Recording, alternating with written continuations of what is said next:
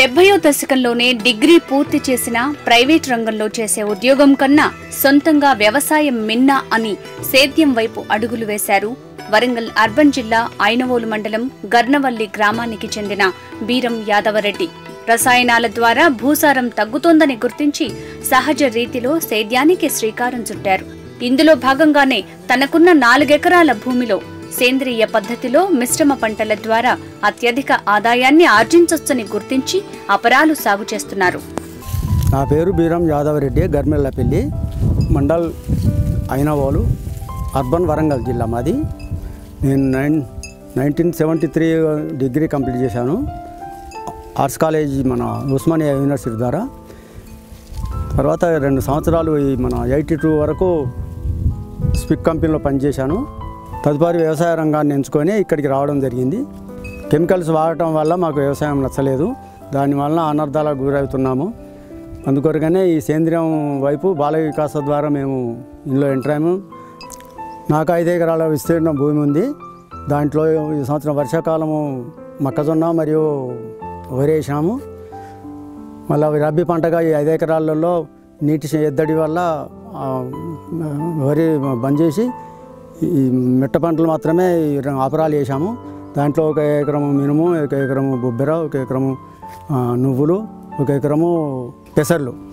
ఈ 4 ఎకరాలలో పోతే వాటిలలో మధ్య మధ్యలో కూడా ఈ బార్డర్ క్రాప్స్ లెక్క జొన్న వేసినాము. పోతే ఉల్లి, మిరప, కందగడ్డ ఇవన్నీ సైడ్ వెజిటేబుల్స్ వేసాము. దీనివల్ల మనకు వ్యవసాయం పెట్టుబడి తగ్గింది. మన ఈ సేంద్రియ వ్యవసాయం చేయడం వల్ల తర్వాత పెట్టుబడి మన దిగుబడులు కూడా మంచిగా వచ్చినాయి. ఇది నల్ల బొబ్బెర అండి. దీన్ని మేము డిసెంబర్ 21 నాడు కల్టివేషన్ చేయడం జరిగింది. దీంట్లో ఘన 4 యూనిట్స్ వేసాము. తర్వాత ఎకరానికి 6 కిలోల చొప్పున బొబ్బెరలు నల్ల బొబ్బెరలు వేసాను. వేసి ద్రవ బారిచ్చాను 2 సార్లు. తర్వాత ఈ నేమాశ్రం ఒకసారి స్ప్రే చేశాము.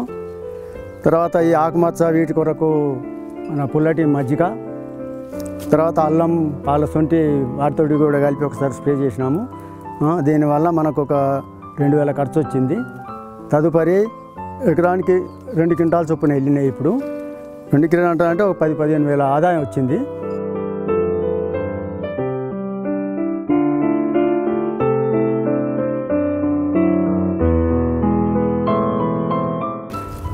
బొబ్బెర చేనుకి ఇది రక్షక పంటలాగా, వేరే ఎలాంటి పేను పురుగులు రాకుండా ఇది రక్షక పంటలాగానే ఉంటుందని దీన్ని బార్డర్ క్రాప్గా వేసాము. దీనివల్ల కూడా మనకు అదనంగా దిగుబడి ఒక 50 కిలోల వరకు రావచ్చు. దీని పేరు కందగడ్డ అనండి. ఇది ఇంట్లో వాడకం కొరకు మాత్రమే, ఇది మా కొద్ది స్థలం లోపల దీన్ని వేయడం జరిగింది.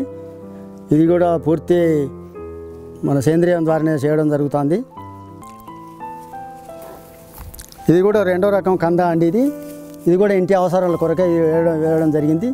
దీనికి ఆ పంటలాగానే వీటికి సేంద్రియం ద్వారా చేయడం జరుగుతుంది. కషాయం, ఇది ఆవు మూత్రము, ఇది పంచగవ్య. ఈ కషాయాలన్నీ ముందరే మనం ప్రిపరేషన్ చేసుకున్నట్ల వల్ల వివిధ రకాలైన పురుగులు వాటిని రాకుండా ఈ కషాయాలు కొట్టి నిరోధించడం జరుగుతుంది. దీని పేరు ఘనజీవామృతం అండి. దీన్ని 100 కిలోల పేడ లోపల 10 లీటర్ల మూత్రం, 2 కిలోల బెల్లము, 2 కిలోల పప్పుల పొడి, ఒక పిరికెడంతా పుట్టమట్టు వేసి దీన్ని తయారు చేయడం జరుగుతుంది. దీన్ని ముందుగానే మనం పైర్లు వేసే ముందు చల్లుకొని ప్రతి పంటకు కూడా వాడుకోవచ్చు.